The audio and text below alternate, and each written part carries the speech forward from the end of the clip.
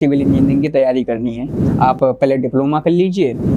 मेरे सीनियर हैं, उनके गाइडेंस से सर मैंने 92 में डिप्लोमा करने के बाद जस्ट सर जब तक नोट्स कंप्लीट नहीं होगा सर कुछ नहीं होने वाला सर। वो बढ़ा रहे हैं तो उनका नोट्स पूरा कंप्लीट करो। जब नोट्स कंप्लीट कर लोगे, पढ़ाई करने में या रिवाइज करने में आसानी होगी। नॉन टेक मजबूत था, थोड़ा सा रूटीन बना के सर अपना 4 से 5 घंटे अपना जो था रिवीजन पर टाइम देता था, वो भी नोट्स से रिवाइज पे सर। कुछ समय मिला तो टेस्ट मारता था, सिलेंड वाली थी और भी कुछ बुक रखी थी तो उनको भी अपर किए था सर। थ्योरी पढ़ी है, ये मेरी क्वेश्चन पे अप्लाई हो रही है कि नहीं हो। 50 क्वेश्चन अटेम्प्ट करूँगा, जो पढ़ा है वो अप्लाई हो रहा है कि नहीं हो रहा है। 3 से 4 सब्जेक्ट रिवाइज करता था सर। नौकरी का श्रेय है, जो सिलेक्शन का श्रेय है, मैं अपने भाइयों के नाम बता हूँ सर। उन्होंने बहुत मेहनत की है सर मेरे पीछे सर। उन्होंने अपनी पढ़ाई तक और जितने भी पेपर दिए हैं सर, इतना कॉन्फिडेंस नहीं रहता। उन्हीं का चेहरा सर याद आता है कि और अच्छा कर सकते हो, मोटिवेशन का कारण होता है।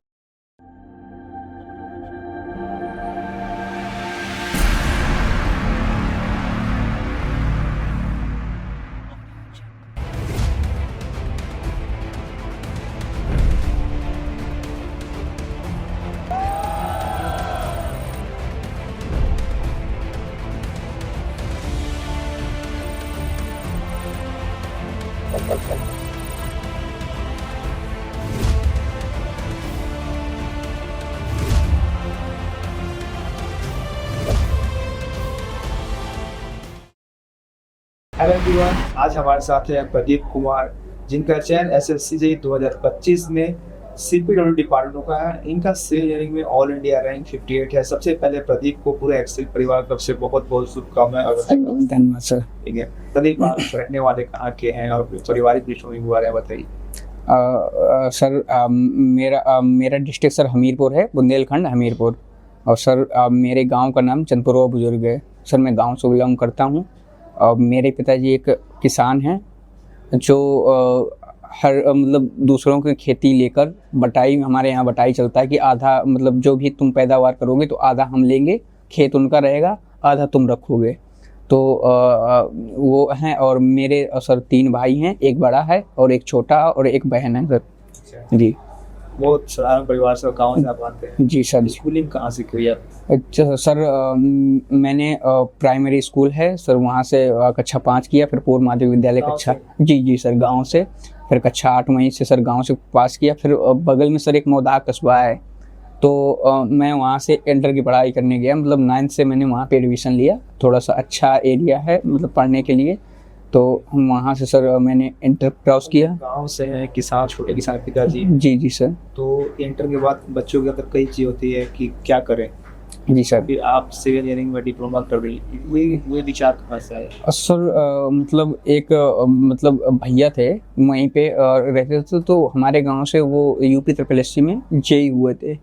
तो सर मतलब काफ़ी समय पहले की बात है, जब हम कक्षा 8 में पढ़ते थे सर। तो उनका सर देखा तो उन्होंने मतलब वो जब हमारे कॉलेज में आए तो वही पूर्व माध्यमिक विद्यालय में सर। स्कूल में? हाँ, तो स्कूल से थे वो? हाँ मतलब वहीं से थे, उसी गांव से। तो मतलब उनका सर चयन हुआ, तो गांव में सर जानते ही हैं कि नौकरी का कितना क्रेज है सर। वाह सब चारों तरफ की भाई, वो मतलब जेईई बन गया, जूनियर इंजीनियर। तो सर एक माइंड मतलब मेरा यही माइंड में मतलब ये हो गया। एक मेरा और दोस्त था कि आगे चल के मैं भी इसी की तैयारी करूँगा सर। मुझे नहीं पता था कि क्या होता है, कैसे पढ़ना होता है, क्या करना होता है, बट माइंड में ये हो गया था कि मुझे भी सिविल इंजीनियरिंग की तैयारी करनी है सर। फिर मैंने मतलब इंटर करने के बाद तो थोड़ा सा जानकारी मिली कि मुझे सिविल इंजीनियरिंग की तैयारी करनी है। तो मैंने बात की, तो एक टीचर थे, उनसे बात की, तो उन्होंने बोला कि आप पहले डिप्लोमा कर लीजिए या बीटेक कर लीजिए। तो सर कंडीशन सही ना होने के कारण मैंने डिप्लोमा ही मतलब पॉलिटेक्निक का फार्म भर दिया।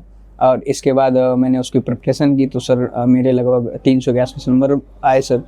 तो ये हुआ कि कॉलेज सिलेक्ट करने का आया, तो सर ये बोले, कई लोग बोले कि तुम कोई भी कॉलेज डालोगे मिल जाएगा, ये लखनऊ डाल दो, कानपुर डाल दो।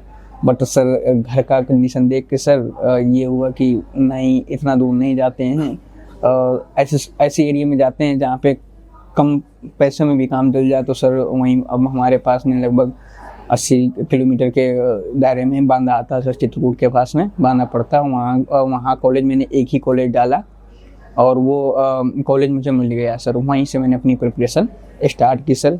बट सर कोई गाइड करने वाला नहीं था सर। वही सर डिप्लोमा में जैसे पढ़ते हैं सर, पढ़ते रहते थे। टेक्निकल का सर इतना अच्छा मतलब नहीं ज्ञान था सर। वही रात में अपना एक रात की पढ़ाई सर आप जानते हैं सब वही करते रहते थे, बट थोड़ा बहुत अपना पढ़ते रहते थे। लेकिन सर मेरे सीनियर हैं, उनके गाइडेंस से सर मैंने 92 में डिप्लोमा करने के बाद जस्ट रिजल्ट आने के बाद शायद 20 सितंबर के आसपास रिजल्ट आया था मेरा 2022 में। इसके बाद मैंने वही भैया से बात की। भैया यहीं इलाहाबाद में रहते थे, इसी कोचिंग में प्रिपरेशन करते थे। तो उनसे बात की तो उन्होंने बोला कि ऐसा करो तुम भी इधर ही आ जाओ। कह रहे हैं कि मैं तुम्हें मिनिमम प्राइस में रूम दिला दूंगा, सलोरी एरिया है सर, थोड़ा सा सस्ता एरिया है। कह रहे हैं तुम्हारा काम हो जाएगा। तो सर उन्होंने मतलब मैं आया तो सर उन्होंने रूम दिलाया। रूम दिलाने के बाद जितनी भी आवश्यकताएं थी उन्होंने साथ में करवाई मेरी सब चीज़ें, और वो भी सर साथ में लगे रहे। तो आपको बोला कॉलेज के सारे हाईटेक अच्छा नहीं था। जी जी सर। और वो कोचिंग में पढ़ के क्या होते थे। जी जी सर। कोचिंग में है तो कैसे सब कुछ समस्या नहीं है आपका सर? हाँ सर, एक्सपीरियंस। सर जब पहले पहले बार आया तो सर क्या हुआ कि लोग कहते हैं कि अब सर मैं सही बता रहा हूँ सर कि जब आया तो मेरी इंग्लिश इतनी स्ट्रॉन्ग नहीं थी सर। मतलब हाँ हिंदी से पढ़े हुए थे बच्चे, तो अब इसके बाद सर आया तो थोड़ा सा तो दिक्कत हुई सर इंग्लिश में। मतलब कभी कभी ऐसे ऐसे वर्ड आ जाते थे कि सर आधे लिख के छोड़ देते थे कि स्पेलिंग नहीं पता। होते थे। हाँ सर, तो दिक्कत हो रही है। हाँ तो सर आधे लैंग्वेज से कभी कोई बड़ी स्पेलिंग आ जाए तो सर आधी लिख के छोड़ देते थे कि कमरे में जाके मोबाइल से गूगल करके पूरी लिख लेंगे सर। तब सर फिर मैंने सोचा कि ऐसे सर प्रिपरेशन नहीं होने वाली है, तो फिर सर मैंने मेहनत करना चालू किया। और इसके बाद मैंने इंग्लिश पे ही फिर कंटेंट पूरा सर, आप तो पढ़ाते ही थे तो सर आपसे पहले भी सर बात हुई थी तो सर बाईलिंगुअल में प्रॉब्लम हो रही है, तो सर आपने भी प्रेफर किया था कि मोस्टली तुम इंग्लिश ही देखो, क्योंकि आप सर आरसीसी उस समय पढ़ा रहे थे हमारे बैच में, तो वो सब IAS कोडल डिवीजन सब सर इंग्लिश में ही होते हैं सर। तो फिर इंग्लिश ही सर मैंने चूज की, उसी के ऊपर सर ध्यान केंद्रित किया, बराबर बार बार रिवाइज और प्रिपरेशन करता रहा, तो सर ओवरऑल सर ठीक हो गई आगे चल के सर। ये होगा सर। फाउंडेशन आपका यहाँ से पूरा कंप्लीट किया? जी जी सर, फाउंडेशन बैच सर ये जी सर 2022 का 4th बैच था सर, और उसमें सर ज्वाइन किया था और कुछ दोस्त बने सर। सारे आपके सब्जेक्ट्स कंप्लीट हो गए तो आपको कैसा लगा आपको? सर ओवरऑल सर जब नोट्स बन गया सर, क्या करते हैं बच्चे कि सर मतलब पूरा नोट्स नहीं बनाते हैं, आधे कोचिंग छोड़ के भाग जाएंगे, फिर इधर से देखेंगे उधर से देखेंगे। जब तक नोट्स कंप्लीट नहीं होगा सर कुछ नहीं होने वाला सर। हमने भी कई बच्चों को देखा, बट हमने क्या किया सर कि उतने साथ कोचिंग के साथ प्रिपरेशन तो नहीं हो पाई थी, तैयारी नहीं हो पाई थी, बट नोट्स हमने पूरा कंप्लीट किया था। मतलब जो वो सीनियर भैया भी थे तो वो भी यही बात बोलते थे कि तुम मतलब भागो नहीं, तुम ये मत सोचो कि तुम क्वेश्चन प्रैक्टिस में भागो। कह रहे सबसे पहले बैठ के तुम 1 साल 1.5 साल जो समय दे रहे हो वो बढ़ा रहे हैं तो उनका नोट्स पूरा कंप्लीट करो। जब नोट्स कंप्लीट कर लोगे तो तुम्हें पढ़ाई करने में या रिवाइज करने में आसानी होगी, कठिनाइयों का सामना नहीं करना पड़ेगा। अगर तुम कह रहे हैं कि अगर तुम नोट्स नहीं कंप्लीट करोगे तो तुम इधर उधर भागोगे, जब सब्जेक्ट कंप्लीट नहीं होगा तो क्वेश्चन बनेंगे नहीं। आपने पूरा सीरीज कंप्लीट कर लिया कोर्स? जी जी जी जी सर। कंप्लीट करने के बाद फिर आपका क्या स्टडी है? सर कंप्लीट करने के बाद उसी समय सर NHPC का मैंने एग्जाम दिया था, उस समय आई थी वैकेंसी, तो NHPC में सर मेरा लगभग 125 नंबर होना था आसपास। आउट ऑफ कितना 200 में सर? हाँ, तो 125 के आसपास बना था। तो उसमें सर थोड़ा सा नॉन टेक मजबूत था, थोड़ा सा मैंने नॉन टेक पढ़ रखा था सर, उस समय थोड़ा बहुत पढ़ता रहता था, तो टेक्निकल थोड़ा सा कम था। लेकिन सबसे पहले पेपर उसी को दिया था सर। फिर मतलब अपना कमरे में ही सर अपना रूटीन बनाया, मैंने एक रूटीन बना के सर अपना प्रिपरेशन चालू की। तो सबसे बेहतर उन्होंने थोड़ा सा गाइडेंस लेता जाता था, जो भी हैं अपने सीनियर हैं और भी कोई लड़के हैं तो उनसे, तो उनका मतलब मेन बोलना यही रहता था कि तुम जितना ज़्यादा प्रैक्टिस कर सको, वो भी नोट्स रिवाइज। जब कह रहे हैं तुम्हें, उनका मतलब मानना ये था कि वो भी सिलेक्टेड हैं, उनका मानना ये था कि जब तुम्हें नोट्स की चीज़ें याद आने लगी कि ये चीज़ यहाँ लिखी है, तब समझ लेना कि तुम्हारी प्रैक्टिस हो गई है तुम्हारी। तब सर मैंने वही प्रिपरेशन किया सर, अपना 4 से 5 घंटे अपना जो था डिवीजन पर टाइम देता था, वो भी नोट्स रिवाइज पे सर। और इसके बाद कुछ समय मिला तो टेस्ट मारता था, और इसके बाद कुछ बुक लगाता था सर, बुक एक्सीलेंट वाली थी और भी कुछ बुक रखी थी तो उनको भी प्रेफर किए था सर, तो वो लगा लेता था क्वेश्चन। मतलब मेरा मोटिव ये रहता था कि मैंने जो अपना ये पढ़ा है, जो मैंने थ्योरी पढ़ी है, ये मेरी क्वेश्चन पे अप्लाई हो रही है कि नहीं हो रही है, मतलब ये सोच के मैं क्वेश्चन अटेम्प्ट करने जाता था सर। और मैं कभी मतलब जैसे 200-250 क्वेश्चन है तो 200-250 क्वेश्चन कभी नहीं लगाए मैंने। मेरा ये मानना था कि मैं अपने प्रिपरेशन बता रहा हूँ सर कि मैं 50 क्वेश्चन अटेम्प्ट करूँगा, देखूँगा 50 क्वेश्चन में कि मैंने जो पढ़ा है वो अप्लाई हो रहा है कि नहीं हो रहा है। और सर एक बार में मैं मोस्टली लगभग 3 से 4 सब्जेक्ट रिवाइज करता था सर एक बार में, एक दिन में। अब बट पूरे नहीं रिवाइज करता था, कुछ पेज रिवाइज करता था कि 30-30 पेज बनाया था, 40-40 पेज की एक यूनिट कभी कभी निपटा देता था। अब उन्हीं यूनिट से रिलेटेड मैं क्वेश्चन में प्रैक्टिस कर लेता था, 40-50 कर लेता था। तो सर उससे मुझे थोड़ा सा कॉन्फिडेंस सर आने लगा। जब कॉन्फिडेंस आने लगा सर, थोड़ा सा और बड़े क्वेश्चन प्रैक्टिस करना चालू किए सर। ESC वाले भी हैं, गेट वाले भी हैं सर। जी सर, रूम ही में रहा हूँ सर, रूम में ही, इलाहाबाद में सलोरी में ही सर। पूर्ण तपस्या हुआ। जी सर, फिर कहीं नहीं गया सर मैं तब से। कौन लोग थे जो आपको आपके पिताजी को छोटे किसान थे, जी खेती का काम करते? जी सर। तो उसके बाद इतना लंबा कोई इकोनॉमिकली सपोर्ट था? ये सर मेरे बड़े भैया हैं सर, उनका नाम संदीप कुमार है। तो बड़े भैया मेरी पढ़ाई करते थे, वो भी मुझसे एक क्लास आगे थे। तो सर आर्थिक स्थिति खराब होने के कारण वो सर इंटर पास कर लिए हैं, 12 भी पास है और ITI भी कर चुके हैं सर। हाँ, तो उन्होंने क्या किया कि ITI करने के बाद उन्होंने कहा कि मतलब दोनों एक साथ तो पढ़ नहीं सकते। इस वजह से उन्होंने क्या किया कि कह रहे हैं कि तुम पढ़ने में अच्छे हो तो ऐसा करो, तुम पढ़ो, मैं तुम्हें सपोर्ट करता हूँ।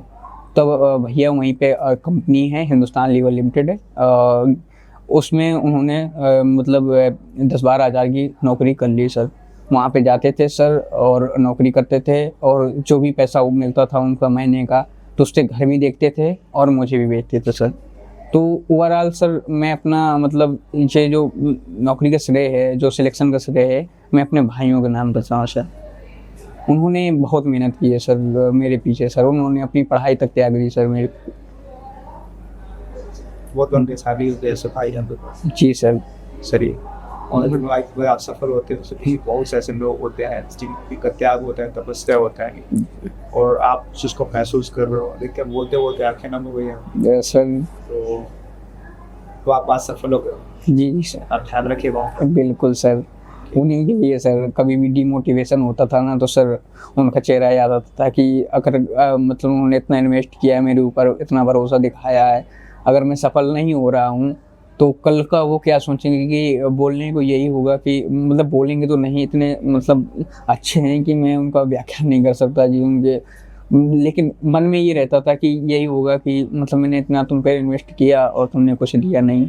तो इस वजह से सर डीमोटिवेशन, मैंने कई पेपर में सर बाहर हुआ हूँ। NFPC में इस बार भी सर मेरे नंबर बने थे सर, 146 कटाप गई थी, 145 नंबर बने थे सर, पॉइंटों से बाहर हुआ था। तब सर थोड़ा सा दुख हुआ, लेकिन सर SSC लगा था तो मतलब एक कॉन्फिडेंस था। लेकिन सर और जितने भी पेपर दिए हैं सर, इतना कॉन्फिडेंस नहीं रहता था जितना SSC के लिए होता है कि आप भाई नहीं अपनी पढ़ाई तो आपने तय की। जी सर। और आप जब कोचिंग कंप्लीट कर लेते हो, वो 1-2 साल आप इलाहाबाद से स्टडी करो, महीने के खर्चा होते हैं जी। मुझे पता है कि NSPC में बहुत कम नंबर रह गया, एग्जाम रह गया। जी सर। उस समय कैसे संभालते थे अपने आप को? सर दुख तो होता था सर बहुत, लेकिन सर वही बता रहा हूँ कि सर जितना भी डीमोटिवेशन होता था सर, उन्हीं का चेहरा सर याद आता है कि तुम और अच्छा कर सकते हो। तो सर वही मोटिवेशन का कारण बनता था। लोग आपके पीछे संघर्ष कर रहे हैं जी सर, हर पल उन्हें याद करते हैं। जी सर। तो वो आपको और पल देता है। जी सर। और आपका कहानी बहुत प्रेरक है। एक छोटी सी शादी करते पिताजी आपके घर परिवार को चला रहे हैं, और जब आपको पढ़ाई जो करते हैं कि आप जीवन में और बेहतर करें, आपके परिवार की उन्नति हो और आप स्वस्थ रहें, आप सब लोग खुश रहो। Thank you sir. फिर से पूरा बहुत बहुत शुभकामनाएं। Thank you sir.